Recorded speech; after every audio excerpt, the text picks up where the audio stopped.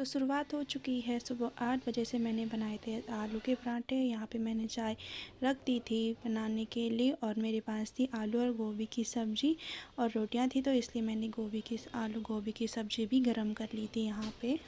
तो देखिए दोस्तों, ये यहाँ पे गरम हो चुकी है और मैं इसको बंद कर दूँगी। मैंने यहाँ पे छान ली थी चाय।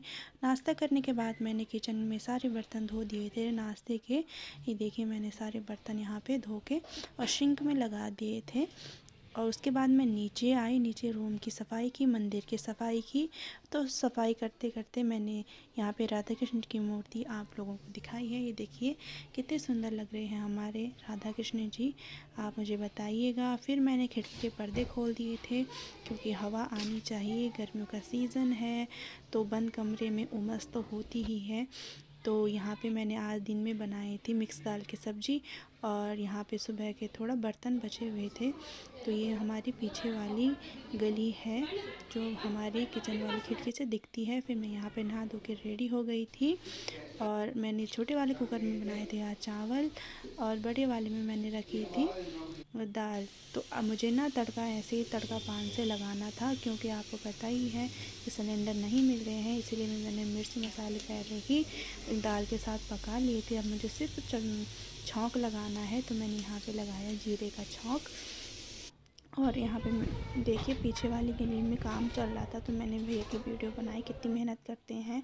फिर दोस्तों मैंने दिन का खाना खा लिया था, फिर मैंने किचन के सारे बर्तन धो दिए थे दिन के खाने के और ये देखिए बिल्कुल तैयार हो। फिर मैंने उसके बाद पोछा लगाया, पोछा लगा किचन साफ़ किया और मैंने बाहर तक का रूम किया साफ़ एकदम क्लीन। और ये देखिए मैंने पोछा लगा ली है किचन में और गैस के नीचे भी मैंने बिल्कुल साफ़ कर दिया था। और मुझे दिन में हमेशा मैं पोछा लगाती हूँ खाना खाने के बाद, और क्योंकि गंदा हो जाता है आजकल गर्मियों में मक्खियाँ भी लगती हैं, इसलिए मैंने फटाफट से यहाँ किचन में पोछा लगा लिया था। मक्खी और मच्छर की वजह से लगाना पड़ता है, तो मैं यहाँ पे कोशिश कर रही थी चुटकी बजाने पर, हुआ नहीं मुझसे। फिर मैं 3 बजे अपनी बेटी को लेके नीचे आई। मेरी बेटी लाख कोशिश करने के बाद भी नहीं सो रही थी वो, तो मैं उसका फेवरेट गाना लगा रही थी। उसका फेवरेट गाना है सात समंदर पार से, और वो मैंने लाइट बंद कर दी थी क्योंकि ऐसे में तो थोड़े बहुत सो ही जाएगी वो कैसे ना कैसे करके। मैं उसको आधा घंटे तक ही सुलाती रही, उसको नींद नहीं आई और फाइनली आधा घंटा मेहनत करने के बाद मेरी बेटी यहाँ पे सो गई थी। तो पीछे वाली आगे मैंने गली में देखा कि बच्चे यहाँ पे खेल रहे थे। 5 बजे मैंने चाय बनाई, यहाँ पे मैंने लिया संतरा।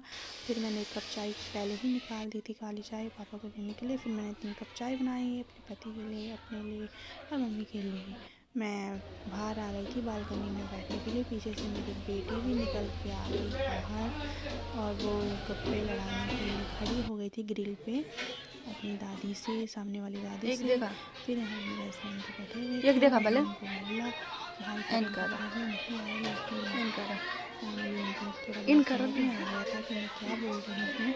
यहाँ पे देखिए मेरी बड़ी बेटी पढ़ाई कर रही है, तो ये कुछ ना कुछ लिखती ही रहती है। यहाँ पर मेरी बेटी पढ़ाई कर रही है। शाम को फिर मैं 6 बजे नीचे आई, पूजा के सामान धोने के लिए था, घंटी वगैरह धोने के लिए। मैंने यहाँ पे पूजा की, आरती की फटाफट से, और उसके बाद मैं गई फिर से ऊपर और मैंने अभी देना अपनी बेटी के लिए खाना।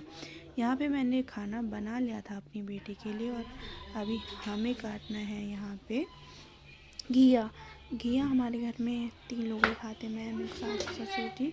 बाकी मेरे हस्बैंड तो खाते नहीं हैं घिया, उनको बिल्कुल पसंद नहीं था। मैंने यहाँ पे घिया कट कर लिया है 3 लोगों के लिए और मैंने इसको कुकर में बनाया। मैंने अपनी सही तरीके से इसको बनाया। मैंने ना प्याज डाला ना ही टमाटर डाला, मैंने सिर्फ जीरे का छौंक लगाया और इसको रख दिया है ऐसे ही, सीटी मार लेगा एक बार। और मैंने यहाँ पे सुबह का आटा भी बचा हुआ था, दिन का भी, तो मैंने इसको गूँथ लिया था फटाफट से। और देखिए ये है मेरी बेटी किचन में आई और मुझे खाना खिला रही थी, खाना यानी कि अंगूर दे रही थी वो मुझे। मैंने यहाँ पे दोनों आटा रेडी कर लिया था, फिर मैंने फटाफट से रोटी बना ली थी और इसको मैं बंद कर लूँगी। फिर मैं नीचे आई कि मेरे हस्बैंड को जाना है ड्यूटी और उनके कपड़े प्रेस कर रही थी। मैंने मौजे खाना का ड्रेन करके मेरे हस्बैंड चले गए थे ड्यूटी के लिए।